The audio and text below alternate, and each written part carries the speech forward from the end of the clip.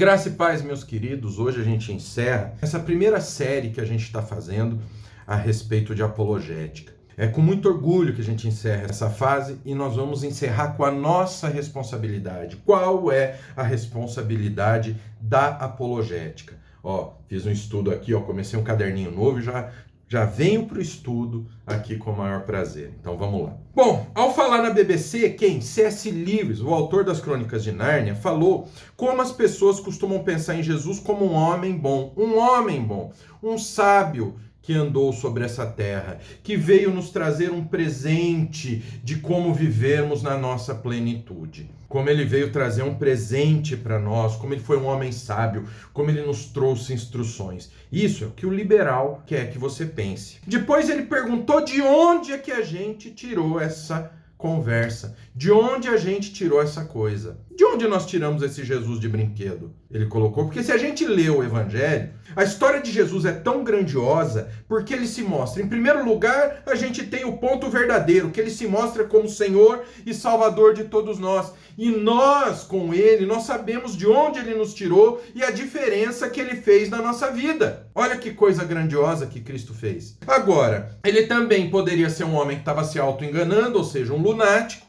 Ou ele poderia ser um charlatão levando vantagem sobre os outros. Olha o que a gente vê hoje de pessoas que usam o nome de Jesus para tirar dinheiro dos menos avisados. Percebem? Mas não, Jesus foi o nosso Senhor, o nosso Salvador. Ele não foi apenas um agente moral. Ele não foi apenas alguém que veio trazer uma mensagem moral para que nós venhamos ter uma vida melhor. Isso não existe. Como dizia o finado Padre Quevedo, isto não existe. Isto não existe. Isto é uma mentira deslavada que querem que você acredite. Porque se eu falar que Jesus é um mero homem que andou para cá para me dar conselho de como eu vou viver, eu posso questionar, porque ele é apenas um homem. Percebe? Ou, quando eu falo que a Escritura está errada, em vez dela mostrar que Jesus foi crucificado, mostrar que Jesus morreu numa mera estaca, olha lá, encontrei um erro, por que o resto não está errado também?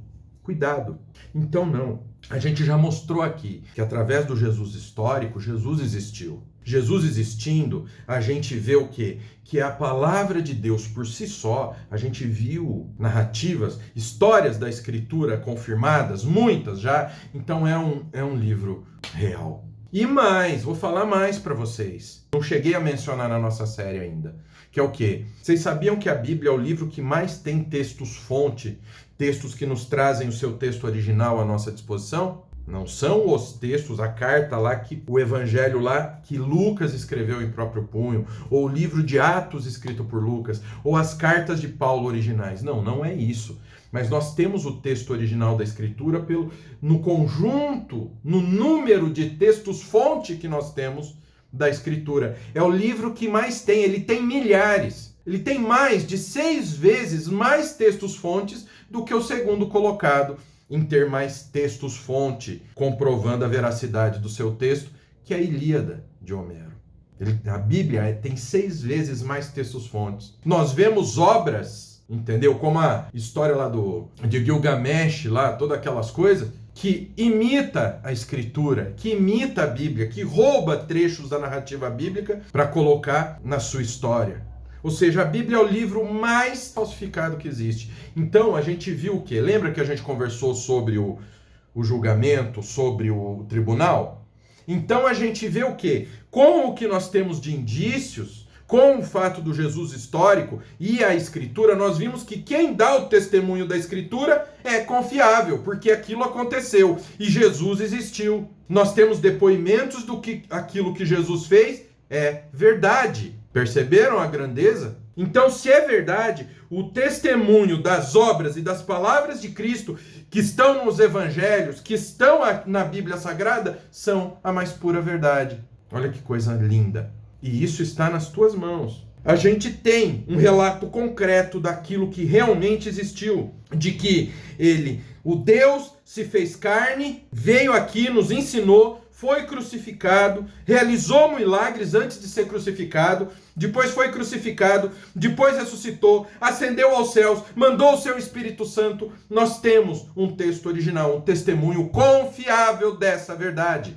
Diferente de outras, onde tem um profeta maluco que fala que conversou com um anjo. Não, a escritura é comprovada, totalmente comprovada. Existe um túmulo vazio. A gente tem o testemunho dos 12 apóstolos que tiveram uma vida totalmente mudada. Se a gente pegar só o Evangelho de João, a gente vê que Jesus se encontrou com pessoas. Isso ficou registrado por testemunhas. Jesus se encontrou com João Batista em João 1 e 2. No capítulo 3, Jesus se encontrou com um membro da elite religiosa da época. No capítulo 4, ele se encontra com a mulher samaritana. E todos esses encontros nos trouxeram ensinamentos que nós não podemos deixar para trás. E conforme os capítulos vão passando, Jesus se encontra com mais pessoas de todas as classes sociais, de todos os tipos, ensinando, fazendo milagres. Após a ressurreição, ele se encontra com seus discípulos. Um desses discípulos não acredita que Cristo voltou, até ver Cristo. Aí ele declarou: Senhor meu e Deus meu, Cristo é Deus, Cristo não é um sábio.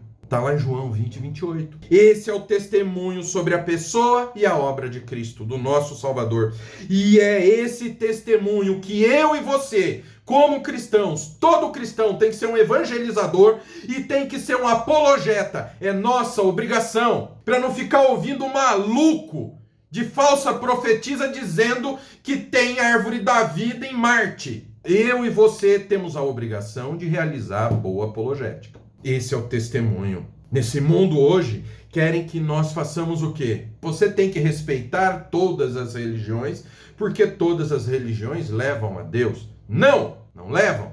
Não levam. Todas as religiões levam a Deus? Não levam. Nós temos uma religião, uma verdade. Nós temos que lutar de que todas essas tradições religiosas são válidas. Não. E nós falamos que essas falsas religiões são válidas quando a gente aceita que uma cantora venha no púlpito de uma igreja cantar música de drag queen. Quando dentro de uma igreja a gente faz festa junina gospel.